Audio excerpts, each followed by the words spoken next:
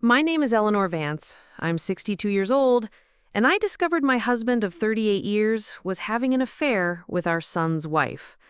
But what I did next ensured their lies would not only be exposed, they would be utterly destroyed.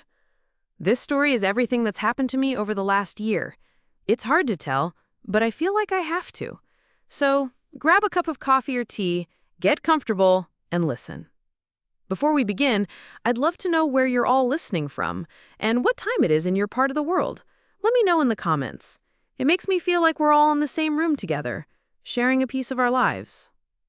It was one of those perfect early autumn Tuesdays in Ohio, the kind of day that feels like a gift, with a sky so blue it hurt to look at and a gentle breeze that carried the sweet, earthy smell of dying leaves. I'd just finished my morning walk and was feeling that pleasant, restless energy you get when the weather is just right. On an impulse, a whim as light as the wind, I decided to drive over to my son Michael's house. My granddaughter, Lily, was 5, and she was the absolute sun in my sky. She had my husband Richard's dark hair, but my eyes, a fact that always made me smile. My daughter-in-law, Catherine, had just had their second child, a boy they named Daniel, 8 weeks prior. I hadn't seen nearly enough of him. Catherine was always saying she was tired, that the baby was sleeping, that it wasn't a good time.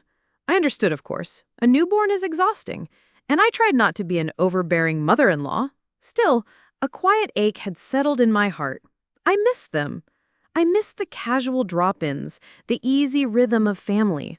So I got in my car, a sturdy 10-year-old Honda that had ferried groceries and soccer equipment and dreams for what felt like a lifetime.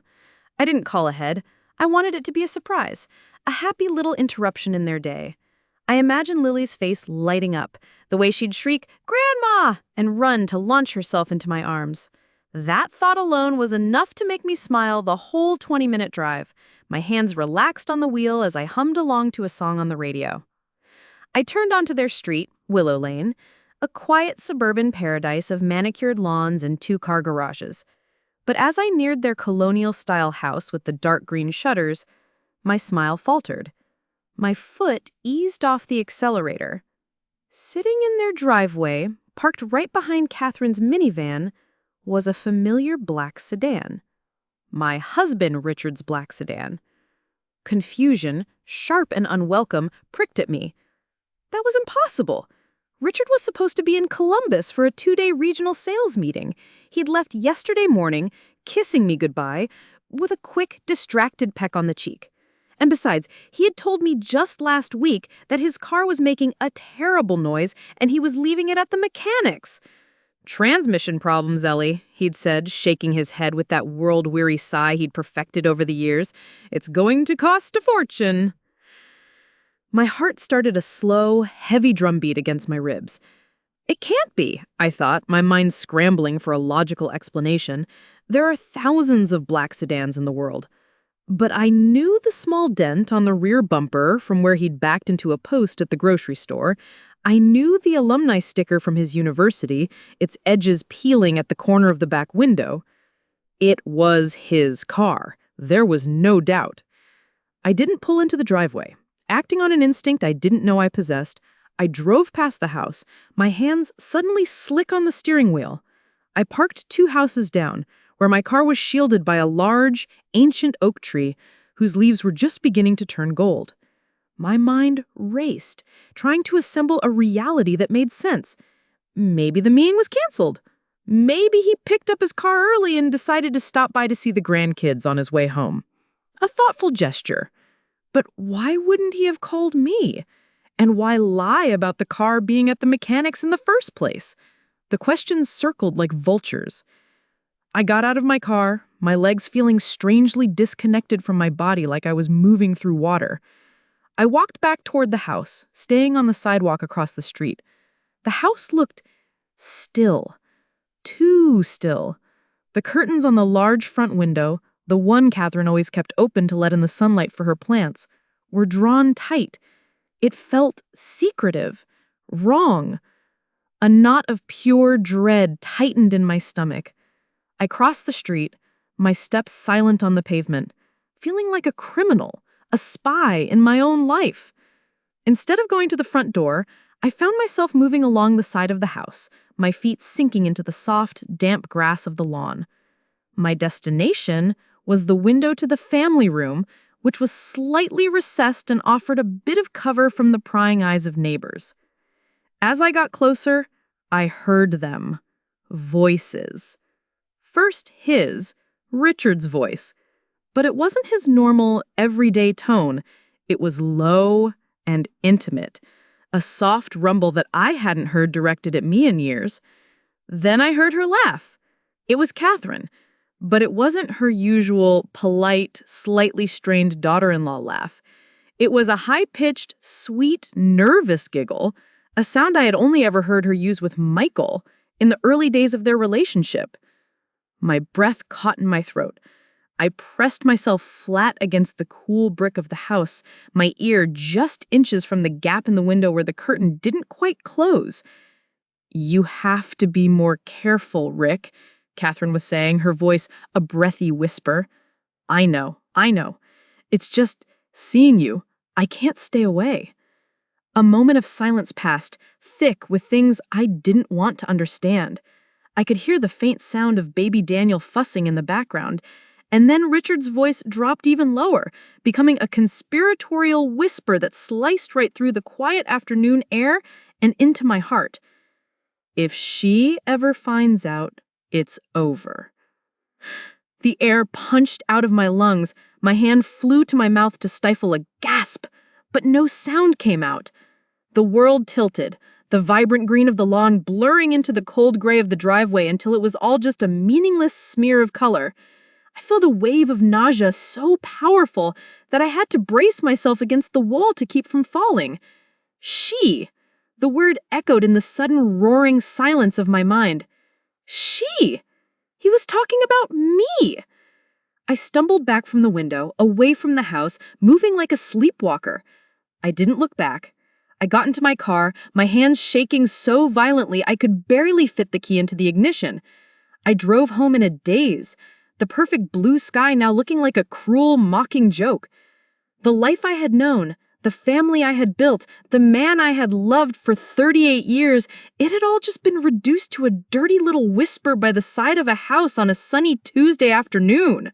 The 10-mile drive home felt like a journey across a foreign country. I don't remember signaling.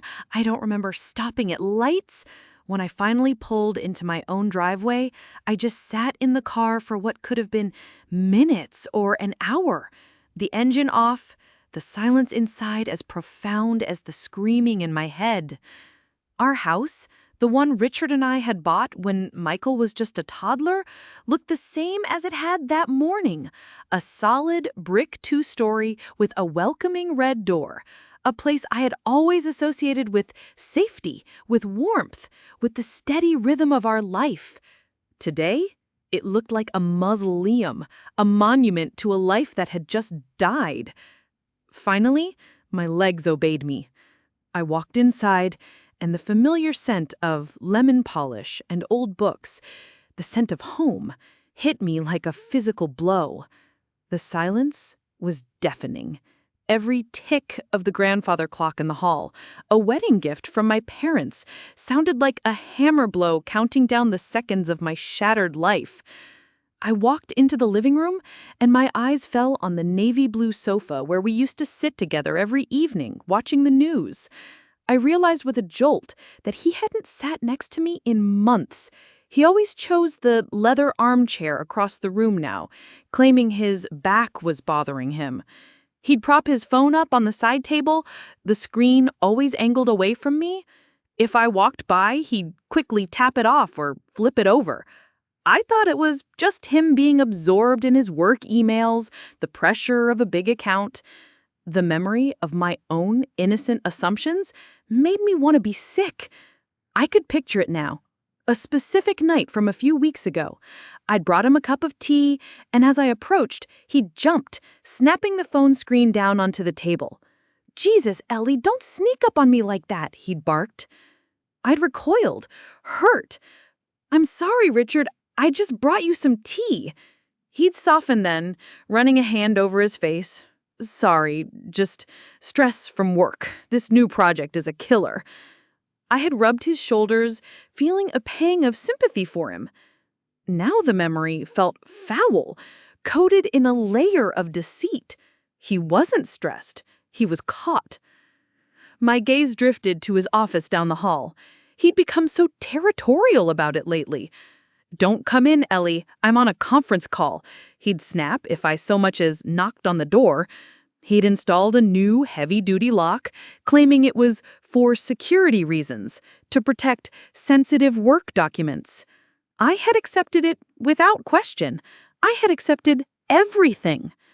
I sank onto the sofa, the one he avoided, and the full weight of the past year crashed down on me. It wasn't just Richard. It was Catherine, too. The puzzle pieces, once scattered and meaningless, now clicked into a horrifying picture. I thought back to Daniel's birth. I had been so excited, knitting blankets and buying tiny outfits, but Catherine had been distant, cool. I remembered one afternoon vividly. I'd gone over, brimming with excitement, holding a beautiful hand-smocked outfit I'd spent weeks working on.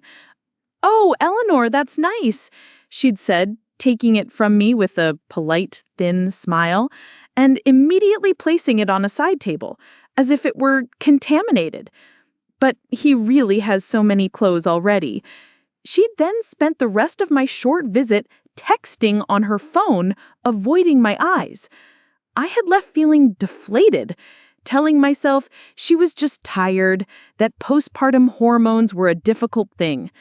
The truth was so much uglier. She wasn't just tired. She was actively pushing me away. She was protecting her secret. My entire life, I had prided myself on being a good wife, a good mother. I had given up a promising career in nursing to raise Michael. I hadn't regretted it. My family was my world, my masterpiece. I'd been the steady hand on the tiller of our family, the one who remembered birthdays, organized holidays, and soothed fevers. I was the bedrock. And for what? To be made a fool of? To be the oblivious, trusting wife they whispered about behind my back while they conducted their sordid affair in the house my son had bought, in the bed he shared with his wife?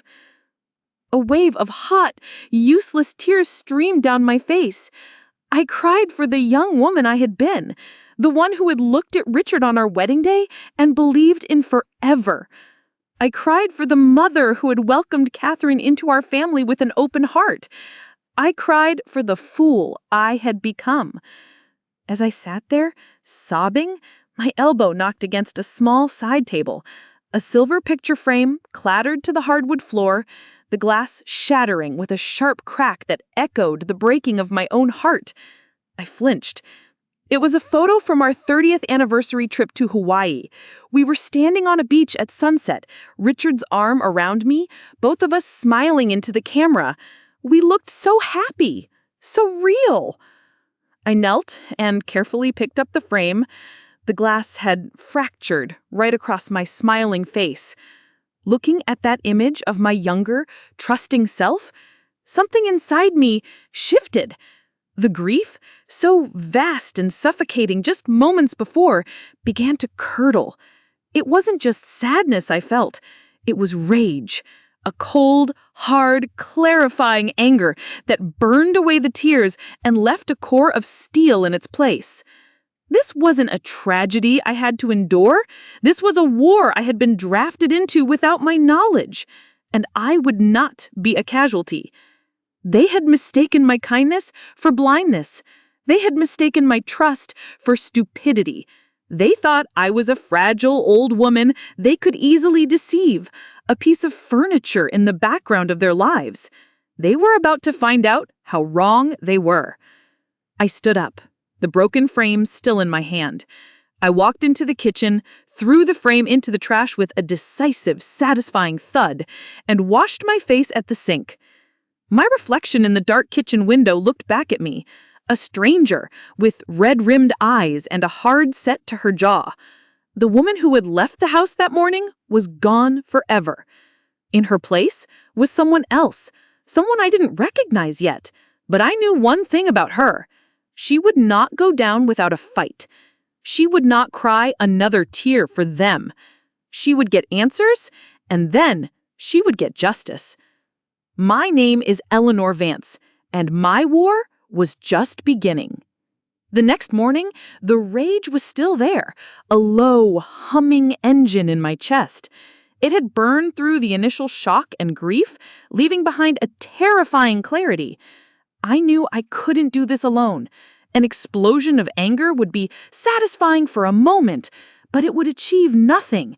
They would deny, they would lie, they would twist it all around until I was the villain. I needed a plan, and I needed someone who thought in terms of strategy, not sympathy. I needed my best friend, Judith. Judith and I had been friends for 40 years. We'd met in a prenatal yoga class when we were both pregnant, me with Michael, her with her daughter, Sarah. While I had chosen to be a stay-at-home mom, Judith had built a formidable career as a paralegal for one of the top litigation firms in the state. She'd retired 2 years ago, but that sharp, analytical mind of hers hadn't softened one bit. She could dissect a problem, see all the angles, and spot a lie from a mile away. I called her. When she answered, her voice, warm and cheerful, ready to chat about her garden or her latest book club selection, I cut right to the chase. "Judith, it's Eleanor," I said, my own voice sounding flat and foreign to my ears. "I need your brain, not your sympathy. I'm in trouble." The warmth in her voice was instantly replaced by sharp concern. "What's wrong? Are you okay? Where are you?" "I'm at home. Can you meet me? The little coffee shop on Main Street. The one with the bad art and the good scones. In an hour." "I'll be there in 30 minutes, she said, and hung up. I sat across from her in a worn vinyl booth, the smell of coffee and baked breads doing nothing to soothe the knot in my stomach. I told her everything. I didn't cry. I laid out the facts as I knew them, my voice steady and cold. The car in the driveway, the lie about the mechanic, the drawn curtains, and the whispered words I had overheard. Judith listened without interrupting, her intelligent eyes fixed on mine. She didn't offer a single platitude. No, "I'm so sorry," or "men are trash." She just listened, her expression growing more serious with every word, absorbing the information like she was preparing for a trial. When she finished, she was silent for a full minute, her fingers steepled under her chin. Finally, she spoke. "Okay," she said, her voice low and firm. "First things first. Do not confront them. Not Richard, not Catherine. Not yet. You have suspicions, Eleanor, strong ones, but you have no concrete proof. Right now, it's your word against theirs, and they will close ranks, lie, and gaslight you until you think you're insane." Her words were blunt, but they were exactly what I needed to hear. "So what do I do?" "You become a ghost," she said, leaning forward, her eyes glinting. "You observe, you listen, you document. Get a notebook, a cheap one from the dollar store. Every time Richard tells a lie, no matter how small, you write it down with the date and time. Said he was at the office late, claimed he was having lunch with a client. You are building a pattern of deception. In a legal setting, a contemporaneous log is incredibly powerful." She continued, "I had a case once, a messy divorce. The husband swore he was a saint. The wife, a quiet woman just like you, had kept a diary for a year. Dates, times, lies, unexplained absences. By the time her lawyer was done with him on the stand, his credibility was shredded.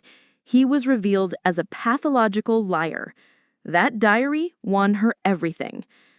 The story resonated deep within me. It gave me a flicker of hope. What about them? I could barely say the word. "The legalities here are tricky," she warned, her face serious. "You live in Ohio. It's a one-party consent state for recordings. That means you can legally record any conversation that you are a part of. But you can't plant a recording device in their house or on their phone. That's illegal, Elle. A good lawyer for the other side will use that to paint you as an unstable, obsessive spouse. We can't give them any ammunition. The word lawyer hung in the air between us. It was a word from someone else's life. Now it was becoming central to mine. So, I can't get proof of them together? I asked, frustration rising in me. Not easily, not without risk, she said. But there are other ways to get proof of a secret life. Think about what secrets leave behind. A paper trail. That's where you look. Bank statements, credit card bills, phone records. Does he handle the finances? I nodded. Always. He says I don't have a head for numbers. The memory of his condescending tone made my jaw tighten. Of course he does, she said with a grim smile. That's about control. He probably has his own online accounts, his own passwords. But the mail still comes to the house. Pay attention. Look for letters from banks you don't recognize, credit card offers in his name, anything out of the ordinary. She reached across the table and put her hand on mine. Her skin was warm, her grip firm. And this is the most important part, Eleanor. This is the hardest part. You have to act normal. You have to smile at him. You have to ask him about his day. You have to play the part of the trusting wife. They are watching you, waiting for you to be suspicious. You cannot give them that satisfaction. Your ignorance is your greatest weapon right now. We sat in silence for a few more moments. The advice was terrifying. It meant going back into that house and living a lie, suffocating under the weight of what I knew. My anger wanted to explode, to scream and rage and demand answers. But Judith's cold, hard logic was the armor I needed. I can do that, I said, my voice steadier now. I can be a ghost. Good, she said, giving my hand a final squeeze before letting go. And one more thing. Who is their child's pediatrician? The question caught me off guard. Dr. Albright. Why? No reason, she said, a thoughtful, distant look in her eyes. Just gathering information. You never know what might be useful down the line. I left the coffee shop with a clear, albeit daunting, mission. The rage was still there, but now it had a purpose. It wasn't just a fire burning me from the inside out. It was fuel. Richard and Catherine thought they were in control. They thought I was a pawn in their sordid little game. They had no idea that the game had changed. And I was about to write a whole new set of rules. Living the lie was harder than I could have ever imagined. That evening, when Richard came home, he walked in smelling faintly of a perfume that wasn't mine. A cloying, sweet scent, nothing like the light floral I wore. He kissed my cheek, a dry, papery peck that felt like an insult. Long day, Ellie, he sighed, loosening his tie and tossing his briefcase on the hall table. I'm exhausted. I just smiled, a brittle thing I hoped looked genuine. Poor dear, dinner's almost ready. Let me get you a drink. Inside, I was screaming. My hands were shaking as I poured him a glass of scotch, but I willed them to be still. Later that night, in the privacy of my sewing room, I opened my new notebook. The cheap paper absorbed the angry imprint of my pen as I wrote, Wednesday, 8:25 p.m., lied about being in Columbus, smelled of perfume. The days that followed were a masterclass in deception, his and mine. I became an actress in a play I despised. I asked about the promotion he was supposedly working so hard for. I sympathized with his long hours. And all the while I was watching, listening, documenting. His phone was never out of his sight. He took it into the bathroom with him when he showered. He slept with it on his nightstand, screen down. Each secretive act was another entry in my log, another brick in the wall of evidence I was building. But watching wasn't enough. The log was a record of his lies to me, but it wasn't proof of his truth with her. I needed something tangible, something that couldn't be explained away. I needed to get inside that house again. The thought made my stomach churn, but the alternative, living in this suffocating limbo for another day, was unbearable. I needed to act. A week after my meeting with Judith, I came up with a plan. It was risky, and it made me feel sick to my stomach, but it was necessary. I called Catherine. I practiced in the mirror first, forcing my voice into a high, cheerful, grandmotherly tone, a caricature of the woman I used to be. "Catherine, dear, it's Eleanor," I chirped when she answered, her voice sounding tinny and distant. "Oh, hi, Eleanor."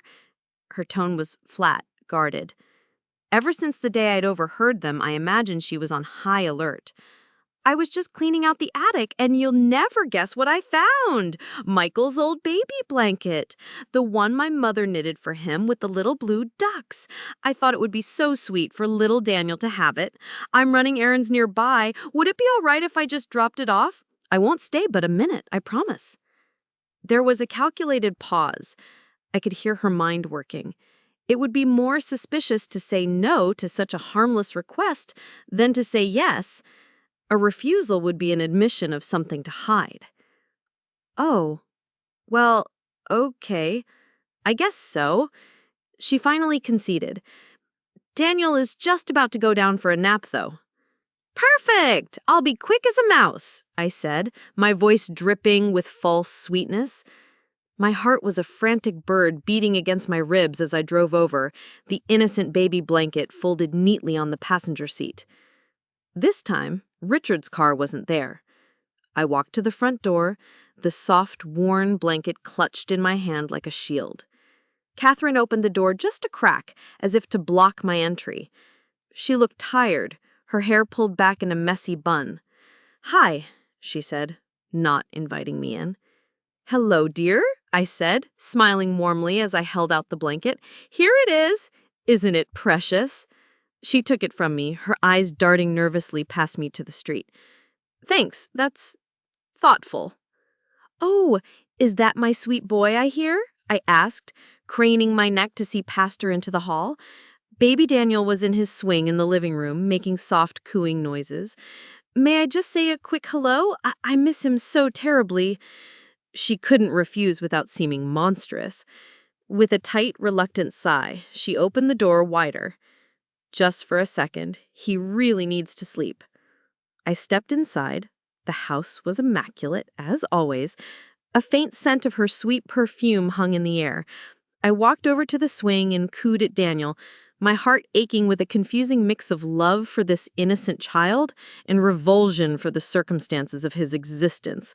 He was a beautiful baby, with a fuzz of dark hair and big, curious eyes.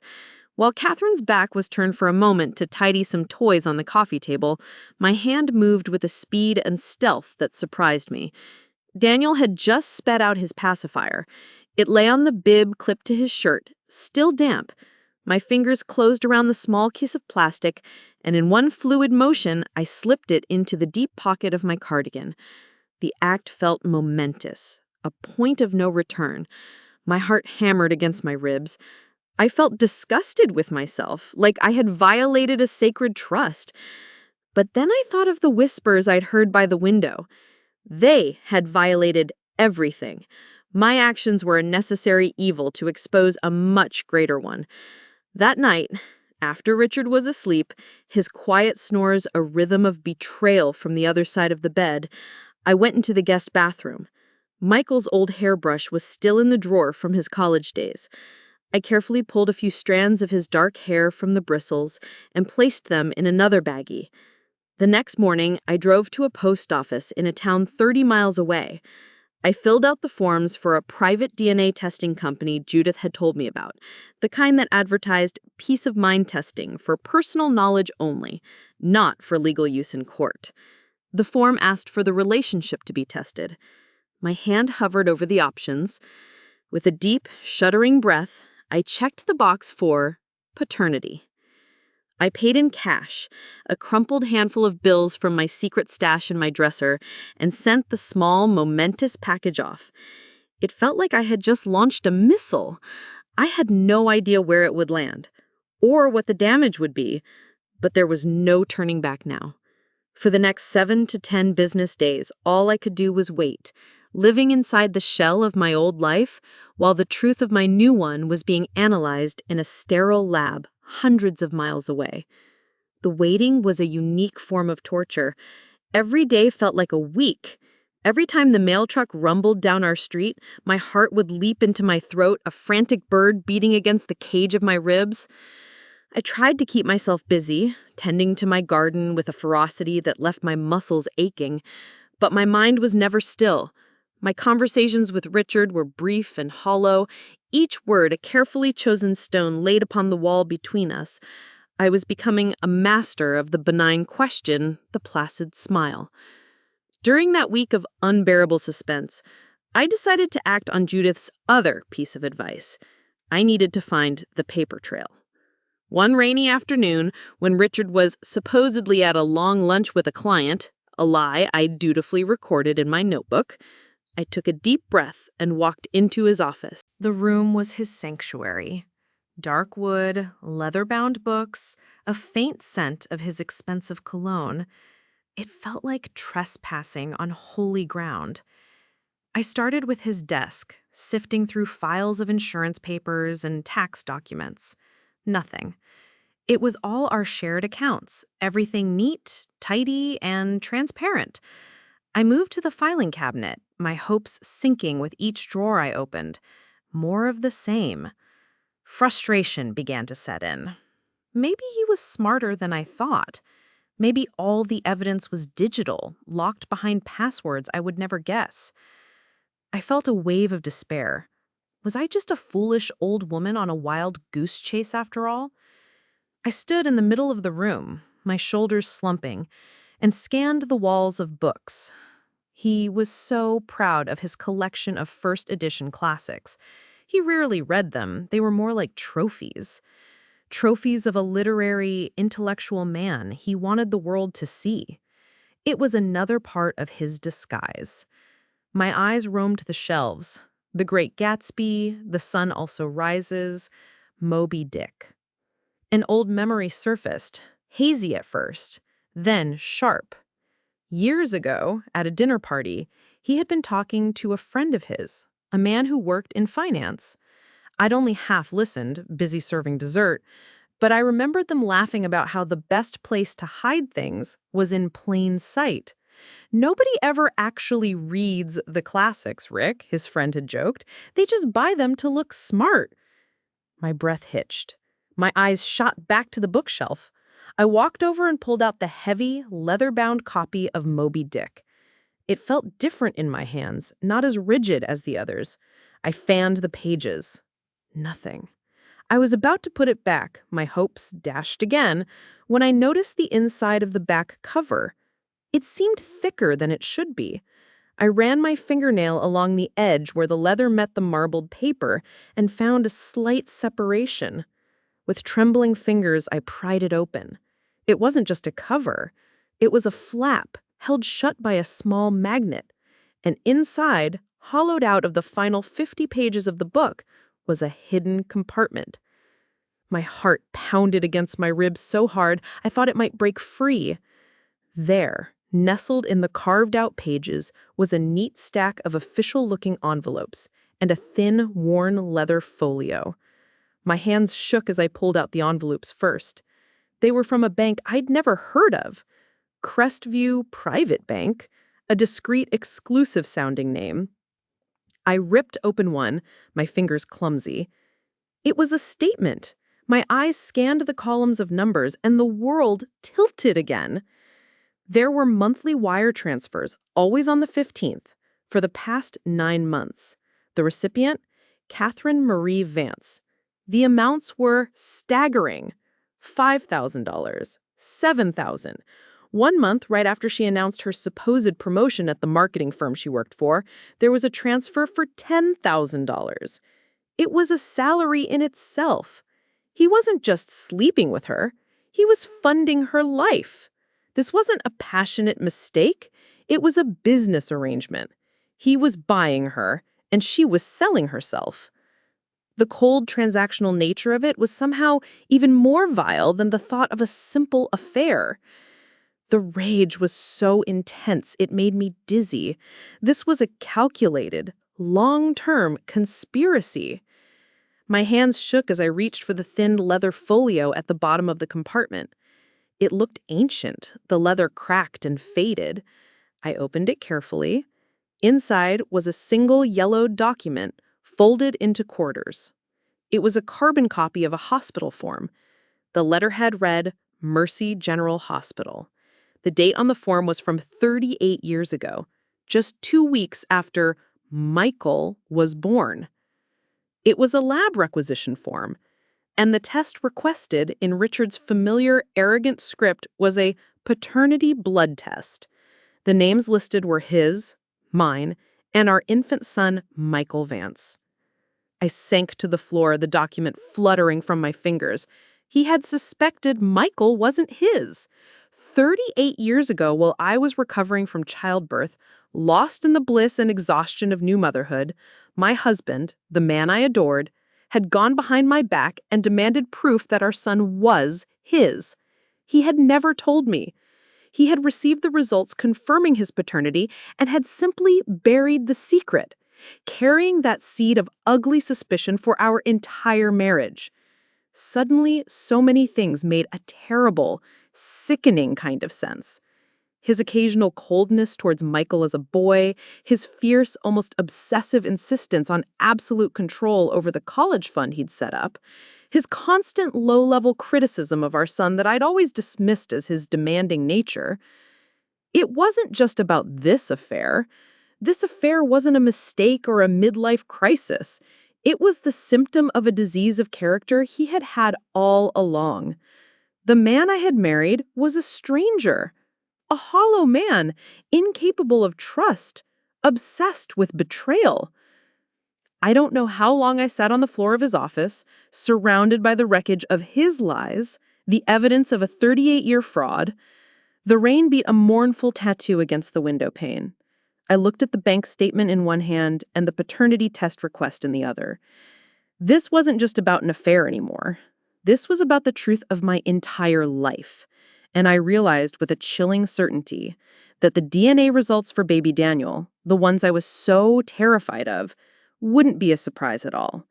They would simply be an echo of a lie that started a lifetime ago. The email arrived on a Thursday morning. My phone buzzed on the kitchen counter where I was nursing a cup of coffee I couldn't taste, staring out at the rain-soaked garden. The subject line was bland, clinical. Your results from Harmony DNA Labs. My hands were perfectly steady as I tapped it open.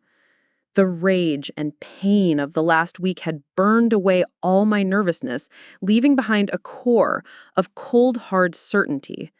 I already knew the truth. This was just the official scientific confirmation. I scrolled past the scientific jargon, the charts of alleles and markers, to the conclusion at the bottom of the page. Based on the analysis of the provided samples, the alleged father, Michael Vance, is excluded as the biological father of the child Daniel Vance. The probability of paternity is 0%. 0%. I read the words over and over. I had expected them, braced for them, but seeing them in stark black and white still felt like a punch to the gut. I closed my eyes and saw my son's face, beaming with pride as he held his newborn baby boy for the first time in the hospital. The memory was now an artifact of a false history, a moment of pure joy built on a foundation of the vilest deception imaginable.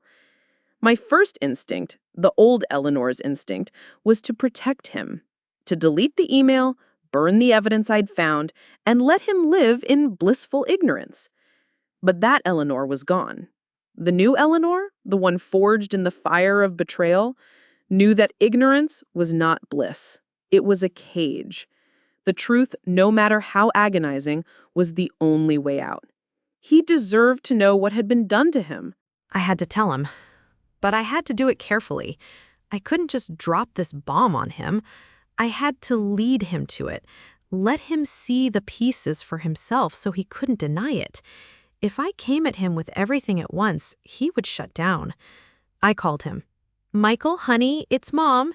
Can you come over for a coffee? There's something I need to talk to you about. It's important. Just us.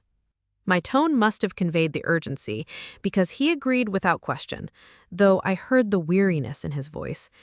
Is everything okay, Mom? We'll talk when you get here, I said. An hour later, he was sitting at my kitchen table, looking at me with his familiar, trusting eyes, the same eyes that were now a source of deep, complicated pain for me. I placed a mug of coffee in front of him. My own hands were trembling now. This was harder than confronting Richard would ever be. This was my son. Michael, honey, it's Mom. Can you come over for a coffee? There's something I need to talk to you about. It's important. Just us. My tone must have conveyed the urgency because he agreed without question, though I heard the weariness in his voice. Is everything okay, Mom? We'll talk when you get here, I said. An hour later, he was sitting at my kitchen table, looking at me with his familiar, trusting eyes, the same eyes that were now a source of deep, complicated pain for me. I placed a mug of coffee in front of him. My own hands were trembling now. This was harder than confronting Richard would ever be. This was my son. Michael, honey, I love you more than anything in this world. You know that, right? And I would never do anything to hurt you intentionally. He looked confused, a slight frown creasing his brow. Of course, Mom. What's going on? You're scaring me a little. I took a deep breath. I've discovered some things. Things that are very difficult to talk about. Things about Dad and about Catherine. I started slowly, strategically. I didn't mention the affair. That would be too easy for him to deny. I laid out the photocopies of the bank statements I'd made. I found these. Dad has been sending Catherine thousands of dollars every month for almost a year. Michael frowned, picking up one of the papers. His brow furrowed as he scanned the numbers. Okay, that's weird, he admitted. But maybe he's just helping them out. A new baby is expensive, and Catherine has been stressed about money. He was already making excuses for them, building a more palatable reality. He's been hiding it, Michael, in a secret account. His frown deepened. He was confused, but not alarmed. He was trying to find a reasonable explanation to keep his perfect world intact. It was time for the next step, the blow that would shake his trust in his father. I said, "There's more." My voice barely a whisper. I pushed the photocopy of the 38-year-old paternity request across the table. I found this, too, in the same place. He picked it up. He read the date. He read the names. He read the words, paternity blood test. A deep, shuddering breath escaped him. He looked up at me, his eyes wide with disbelief and a flicker of a new, raw emotion, anger. "What is this?" he asked, his voice shaking. "It's exactly what it looks like. Your father tested to see if you were his son right after you were born." He stared at the paper, then at me, and then his face changed. The confusion hardened into suspicion. The anger was no longer directed at the paper in his hand, but at me. It was a defense mechanism, a desperate attempt to shoot the messenger. "Why are you showing me this?" he demanded, his voice rising. "Why are you digging up this garbage? Are you trying to hurt Dad? Is this because he works so much?" "No, Michael, I'm trying to show you the truth. I'm trying to show you who he is." "What truth?" he shot back, standing up so abruptly his chair scraped against the floor. "That you're unhappy, that you're lonely now that you're retired and have nothing better to do than snoop around and try to start trouble. Dad works his tail off for this family. Catherine is a good wife, a good mother." His words were like daggers, each one finding its mark. "This has nothing to do with me being lonely," I said, struggling to keep my voice even. "Doesn't it?" he sneered, his face twisted with a defensive fury I'd never seen before. "You've never really liked Catherine, have you? You were always critical of her, always thought she wasn't good enough for me. You're jealous. That's what this is. You're jealous of her relationship with Dad, and you're jealous of my family. That was it. The final, unbearable accusation. I felt the blood drain from my face. My son, my sweet boy, was defending the two people who were systematically destroying him, and he was using me as his punching bag. "Get out," I whispered. The words catch in my throat. "What?" "Get out of my house." My voice was low, but it vibrated with a pain so profound it felt like a physical force. He stared at me, his chest heaving. For a moment, I saw a flicker of the little boy I knew, a look of hurt and confusion, but it was quickly replaced by righteous anger. "Fine," he spat. "Don't call me until you're ready to stop this insane crusade and apologize to me and to my wife." He turned and stormed out, slamming the front door behind him. The sound echoed through the silent house, the final note in the symphony of my life's destruction. I sank into a chair, the damning DNA results for Daniel still clutched in my hand, now unseen and irrelevant. I had set out to save my son from a lie, and in the process, I had lost him completely. I was utterly, terrifyingly alone. The silence that followed his departure wasn't peaceful. It was the silence of absolute defeat. For 2 days, my house was a tomb. I didn't answer the phone when Judith called, her worried voicemail stacking up. I didn't check my email.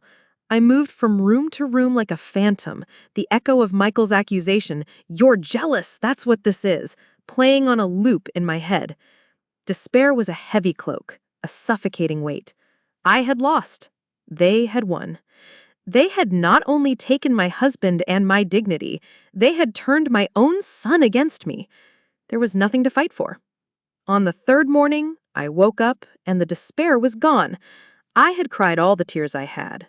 In its place was something else, something cold and hard and sharp as a shard of ice. It was the icy resolve of a woman who has absolutely nothing left to lose. My son thought I was a villain? Fine. Then I would play the part. My grief had burned away, and what was left was pure, unadulterated resolve. If I was going down, I was taking them with me. My first call was to Michael. He answered on the fourth ring, his hello clipped and hostile. "Michael," I said, my voice devoid of all warmth, all pleading.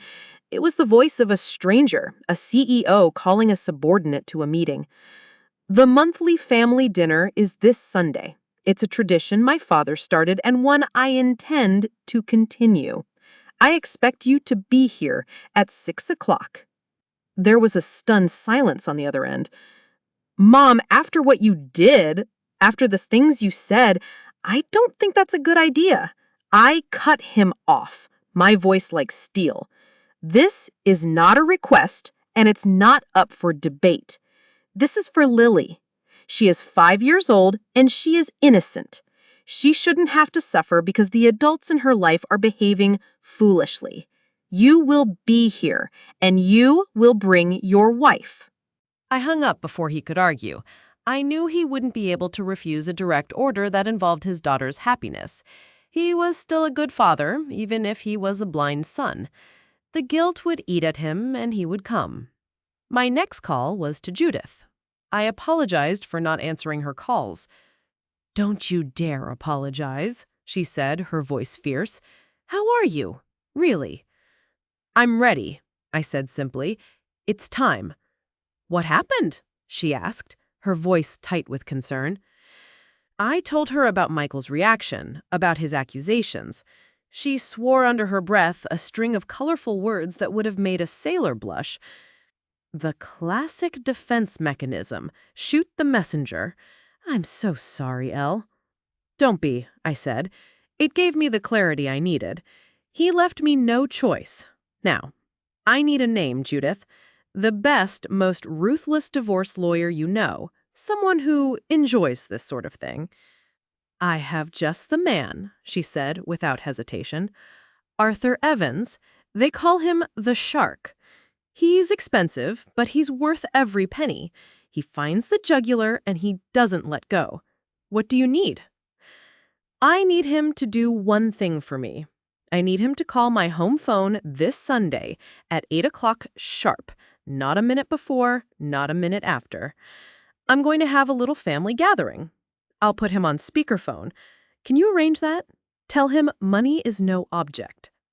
Consider it done, Judith said, a note of grim satisfaction in her voice. What's the play, Eleanor? The play, I said, looking around my silent, empty living room, is called The Truth. The rest of the week was a blur of methodical preparation. I cleaned the house from top to bottom, not with the loving care of a homemaker, but with the cold precision of a soldier preparing her weapon. Every polished surface, every clean dish, felt like sharpening a blade. I planned the menu: roast beef, mashed potatoes with extra cream, green beans almondine, Richard's favorite meal, a last supper. I went to my bank and withdrew $5,000 in cash from my personal savings account, the account my mother had left me in her will, my rainy day inheritance. The rain was here, and it was a hurricane. I placed the cash in a simple white envelope. On Sunday afternoon, I set the dining room table. I used the good china, the Waterford crystal, the silverware we only brought out for Christmas and Thanksgiving. I placed tall, unscented candles in the center. The room looked beautiful, a perfect portrait of a happy family gathering. But hidden on the bookshelf behind the table, tucked between a heavy vase and a stack of art books, was my phone, propped up and set to record video. It was a risk, but I didn't care about legality anymore. This wasn't for a court of law. This was for a court of truth. This was for Michael. At 5:30, I took a deep breath. I looked at myself in the hall mirror. The woman looking back was pale, but her eyes were clear and bright with a feverish intensity. She was terrified, but she was ready. The trap was set. The actors were all about to take their places. The curtain was about to rise on the final act of the Vance family, and I, the director, was ready for the show to begin. They arrived at 6 o'clock on the dot. I opened the door to a tableau of familial dysfunction. Michael stood stiffly, his eyes avoiding mine, a deep, wounded anger in his posture. He was holding a bottle of wine, a forced gesture of normalcy. Lily, oblivious, clung to his leg, smiling up at me, and behind them, a picture of false concern, were Richard and Catherine. Catherine held baby Daniel in a carrier, her face a mask of anxious sympathy, as if she were here to support me through a difficult time.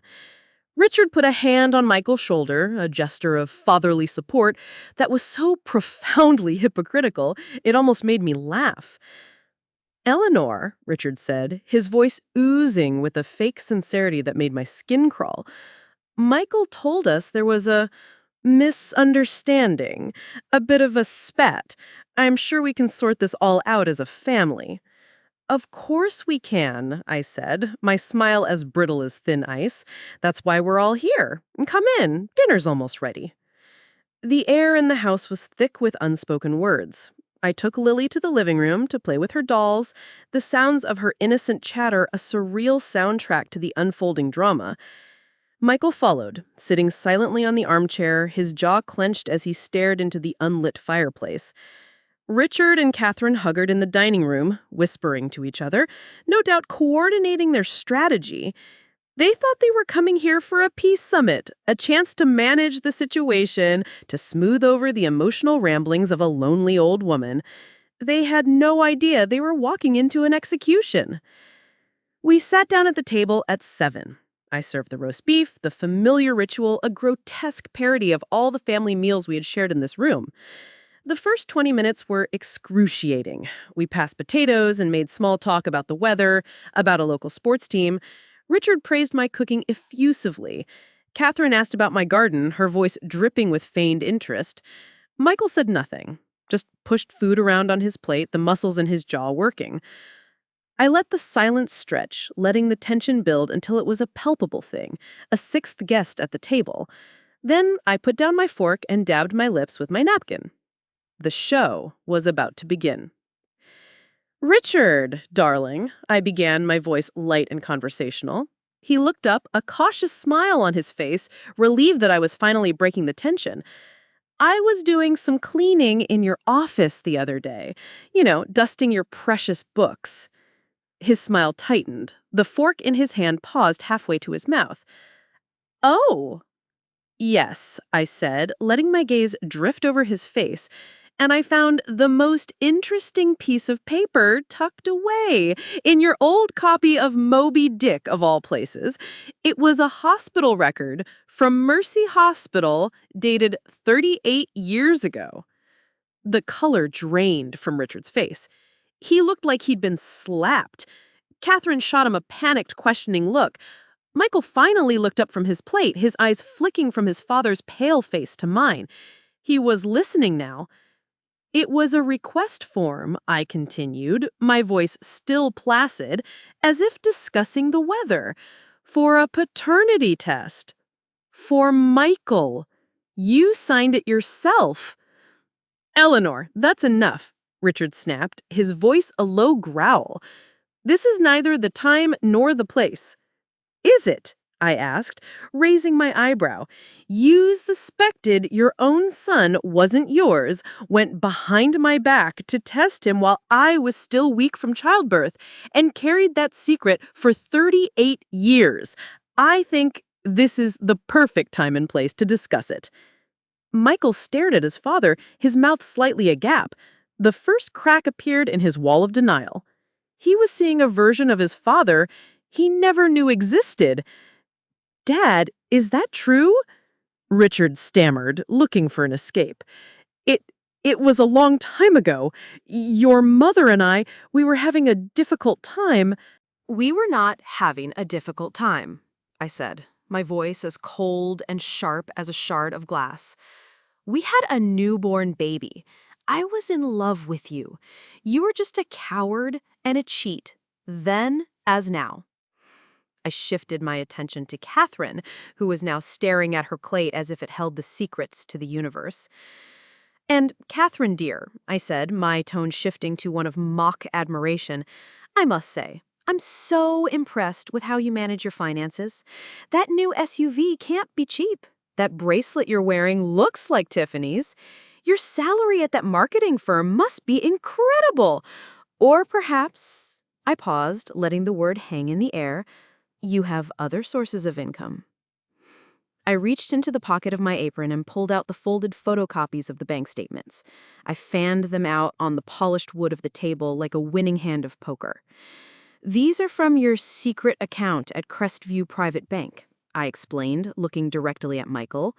Monthly gifts from your generous father-in-law. Michael looked at the papers, then at Catherine's ashen face.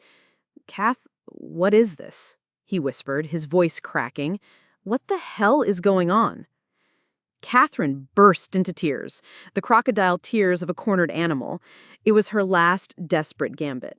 He's been forcing me, she sobbed, pointing a shaking finger at Richard. He said he'd ruin us. He threatened Michael's job. He said he'd tell everyone you had a gambling problem. I was scared. It was such a pathetic, desperate lie, and so insulting in its stupidity that all I could do was laugh. It was a short, bitter sound that cut through her fake sobs. Oh, please, Catherine, stop it. You're not a victim here. You're her co-conspirator. You're a willing participant. That was when I played my final card.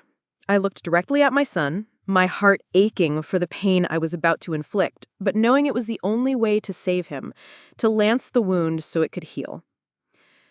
She has lied to you about everything, Michael, I said, my voice softening with a mother's pity. I reached into my apron pocket again and pulled out the final document. I slid it across the table until it stopped directly in front of his plate. The baby, I said softly.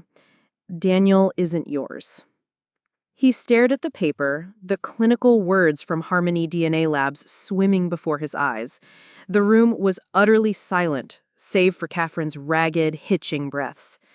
Michael looked up, his face a mask of utter devastation. The denial was gone, the anger was gone, replaced by a hollow, bottomless grief. He looked from the paper to Catherine, then to Richard, and then finally to me.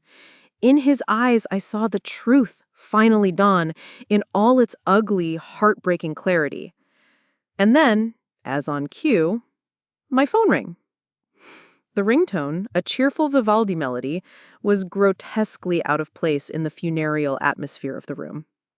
I reached over, picked it up from the bookshelf, and pressed the speakerphone button. "Hello, Mr. Evans," I said calmly. A crisp, professional voice filled the room. "Good evening, Mrs. Vance. Arthur Evans, calling as requested. I wanted to confirm that the divorce petition has been prepared and is ready to be filed first thing in the morning. We will also be filing a motion to freeze all shared assets pending discovery. Given the clear evidence of sustained financial fraud and the complicating factor of paternity fraud, I am confident we can secure a settlement that is overwhelmingly in your favor." He paused, his voice steady and relentless. "Furthermore, I have been instructed to advise your son Michael to seek immediate counsel regarding the annulment of his marriage and to file for sole custody of his daughter Lily. It's a clean case. The deception is absolute and undeniable." Silence. I looked around the table. Richard looked like he'd been turned to stone, his face a pasty gray. Catherine was staring at me, her face a mess of tears and pure, unadulterated hatred. And Michael just sat there, broken. I disconnected the call and placed the phone back on the table. "Well," I said into the suffocating silence, "this family dinner is over." The aftermath of an explosion is not loud. It is eerily quiet. The sound of Mr. Evans' voice had been a detonation, and now, in the ringing silence that followed, we were left to survey the wreckage of our lives. Richard was the first to move. He pushed his chair back, the legs scraping against the floor with a sound that made us all flinch. He didn't look at me. He didn't look at Catherine. He looked only at Michael, his face a pathetic mix of fear and pleading, a fallen king begging a peasant for mercy. "Michael, son," he began, his voice raspy, a ghost of its former authority. Michael didn't even turn his head. He just stared at the flickering candles on the table, his eyes empty. "Get out," he said. The words were quiet, almost a whisper, but they had the force of a physical blow. "Now, Michael, let's not be hasty," Richard tried again, a desperate, placating tone in his voice. "We can talk about this." I said, "Get out of my mother's house," Michael repeated, his voice rising with a tremor of long-suppressed rage. He finally turned to look at his father, and the look in his eyes was one of pure, bottomless contempt. "And don't you ever call me son again." Richard visibly recoiled as if he'd been struck. He looked at me, his eyes begging for some kind of reprieve, some kind of intervention, but he found no mercy there. My face was a placid mask. He had sown the wind for 38 years, and now he was reaping the whirlwind. He stood up, his shoulders slumped in defeat, a man suddenly aged a decade, and walked out of the dining room without another word. A few moments later, we heard the front door close with a soft, final click. Now only Catherine remained, still weeping silently at the table, her body shaking with theatrical sobs. Michael turned his dead eyes to her. "The things I gave up for you," he whispered, his voice raw with pain that was agonizing to witness. "The promotion I turned down in Chicago 2 years ago so we could stay here, close to family, close to him. The money I poured into the college fund for Lily and for him. All of it. Every sacrifice. For what? For this?" Catherine looked up, her face desperate. "Michael, please, I love you. We can fix this." He let out a short, harsh laugh that held no humor, only bitterness. "Oh, no, you don't. I don't know what you love, Catherine, but it isn't me. It was never me." He stood up, his movements stiff, robotic. "I'll have my lawyer contact yours. Get your things out of my house by the end of the week. I want full custody of Lily. Don't fight me on it. You won't win." He walked out of the dining room and into the living room where Lily had fallen asleep on the sofa, her favorite stuffed bear clutched in her arms, oblivious to the fact that her world had just been torn apart. He gently scooped her into his arms, wrapping her in an afghan I had knitted years ago. He didn't look at me as he passed through the hall and left, the front door closing for a second time, leaving me alone with the woman who had destroyed my family. Now it was just me and her. She had stopped crying. Her face, blotchy and swollen, was twisted in a mask of pure venom. "You think you've won, don't you?" she hissed, her voice low and dangerous. "This wasn't a game, Catherine," I said tiredly, beginning to clear the plates. The simple, domestic action, a comfort in the chaos. There are no winners here, only survivors. "He will hate you for this," she spat. "You've destroyed your own son. You've taken away his family." "No," I said, pausing to look at her, really look at her, for the first time without any pretense. I saw not a monster, but a small, grasping, desperately insecure person. "You did that. You and Richard. You built a house on a sinkhole of lies. I didn't destroy it. I just pointed out the cracks until it collapsed under its own weight." She had no answer for that. She stood up, grabbed her purse and the now silent baby carrier, and walked out of my house, leaving the faint, cloying scent of her perfume behind, like a poisonous residue. I stood alone in the dining room, surrounded by the remnants of the meal. The candles had burned low, wax dripping down their sides like tears. I looked at the plates, the half-eaten food, the discarded napkins. It looked like the scene of a crime. In a way, it was. It was the scene of the death of a family. I didn't feel triumphant. I didn't feel victorious. I just felt empty and incredibly, bone-deeply tired. The war was over. And now, the long, quiet work of rebuilding had to begin. The year that followed was one of quiet demolition and slow reconstruction. The legal battles were swift and brutal, just as Mr. Evans had predicted. Richard, faced with irrefutable evidence of fraud and infidelity, didn't fight the divorce. Our assets were divided, and I made sure the settlement was more than fair to me. My lawyer was indeed a shark. The large family house, the one filled with so many memories that were now tainted, was sold on the day the divorce was finalized. Watching the sold sign go up on the lawn felt less like a loss and more like a liberation. The proceeds were more than enough to ensure I would be comfortable for the rest of my days. Michael's divorce from Catherine was messier. She, in a final act of spite, tried to fight for custody of Lily, claiming Michael was an unstable parent being manipulated by a vindictive mother. It was a foolish move. When Michael's lawyer presented the DNA evidence and the bank statements in a closed hearing, the judge awarded Michael sole custody without hesitation and looked at Catherine with unconcealed disdain.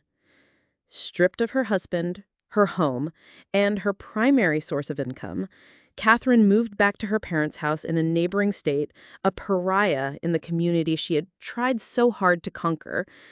Richard, I heard through the grapevine from Judith, had taken an early retirement and moved to a golf community in Florida. I doubted he was happy. Men like him, who build their lives on ego and deception, are never truly happy. But the most important reconstruction, the only one that truly mattered to me, was my relationship with Michael. For weeks after that terrible dinner, he was distant. He was civil, but a chasm of pain and betrayal separated us. We spoke about logistics, lawyers, moving dates, Lily's schedule, but not about the gaping wound in the center of our lives. I gave him a space. I didn't push. I just made sure he knew I was there. I would drop off home-cooked meals for him and Lily. I would offer to babysit so he could have a moment to himself, to just breathe. I never once said, "I told you so." He needed a mother, not a victor. The turning point came about 2 months later. He called me one evening, his voice thick with an emotion he could no longer contain. "Mom, can you come over? Lily's asleep and I just, I need to talk. When I arrived, he met me at the door. His eyes were red-rimmed. Without a word, he just pulled me into a hug, his arms wrapping around me tightly, and for the first time since this nightmare began, he let himself cry. He sobbed into my shoulder like the little boy I remembered, mourning the loss of his family, his trust, his past. And I just held him, my own tears finally falling, not of anger or pain, but of relief. The ice had broken. "I'm sorry, Mom," he whispered against my shoulder. "I'm so sorry. I didn't believe you. I was so angry, and I took it out on you." "I know," I whispered back, stroking his hair. "I'm here. I'll always be here." Now, a year later, the scars are still there, but they are healing into something that looks like strength. I bought a small, sunny, two-bedroom condo just 10 minutes from Michael. It's bright and airy, filled with my things, my colors, my life. There's a small balcony where I've started a container garden. Tending to my herbs and tomatoes, watching them grow from tiny seeds into something that bears fruit, feels like a metaphor for my own life. It takes patience, care, and a lot of sunlight. This afternoon, I'm sitting on that balcony with a glass of iced tea. In the living room, I can hear the sound of Michael and Lily laughing. They're building an elaborate castle out of Legos. It's a sound that is more precious to me than all the money or houses in the world. He started therapy a month ago, a step I'm immensely proud of him for taking. He is learning to trust again, starting with himself. We don't talk about Richard or Catherine much. They are figures from a past life. We talk about the future, about Lily starting first grade, about Michael maybe someday being ready to date again. We are building something new, something smaller and quieter, but infinitely stronger because it is built on a foundation of hard-won truth. I sometimes think about the woman I was before all this happened. She was a good woman, but she was asleep. I don't miss her. This new life isn't the one I planned, but it is mine. It was born from the ashes of a terrible funeral. The funeral for my marriage, for the life I thought I had. But like a forest after a fire, the ground is now fertile for new growth, and my new garden is just beginning to bloom. As I sit here, watching a monarch butterfly dance around my basil plants, the late afternoon sun warm on my face, I find myself reflecting on the journey. It's strange how the most devastating event of your life can also be the most clarifying. It burns away everything that isn't real, everything that doesn't matter, and leaves you standing with the bare, unvarnished truth of who you are. For 38 years, I thought my value was in my role. I was Richard's wife, Michael's mother. I was the quiet support system, the keeper of the home, the silent partner in our shared life. I thought my love was best expressed through selfless sacrifice, through enduring the small slights and papering over the cracks to keep the facade of a perfect family intact. I thought that was my purpose. But they didn't see it as sacrifice. They saw it as a service. They mistook my kindness for weakness, my trust for naivete. The storm that they created, the one that was meant to keep me in the dark, instead ripped the roof off the whole rotten structure and let the sunlight pour in. It didn't destroy me. It set me free. I've learned that true strength isn't about how much you can endure in silence. It's about knowing when to speak up. It's about having the courage to draw a line in the sand and defend your own dignity, your own truth. My real inheritance wasn't the money my mother left me or the assets from my divorce. It was the realization of my own self-worth. That is something no one can ever take from me again. I learned that forgiveness is a complicated thing. It can be a gift for those who have made mistakes, but it is not a requirement for those who have committed calculated, systemic acts of betrayal. I have forgiven Richard and Catherine, not for their sake, but for mine. I release them from my heart so that they no longer take up space there, so that I have more room for peace, for joy, for the laughter of my granddaughter, for the quiet contentment of an afternoon like this. I didn't rebuild my life on the ashes of their lies. I simply cleared the rubble and discovered the foundation that was there all along. Me. Strong, resilient, and finally, completely awake. Thank you so much for listening to my story. It means the world to me to be able to share it. This whole experience has shown me how important it is for us to share our truths, to know that we're not alone in our struggles. So I want to ask you, has my story reminded you of anything in your own life? Have you ever felt that your sacrifices were taken for granted or your kindness mistaken for weakness? Please share your own thoughts and stories in the comments below. Your voice matters, and your story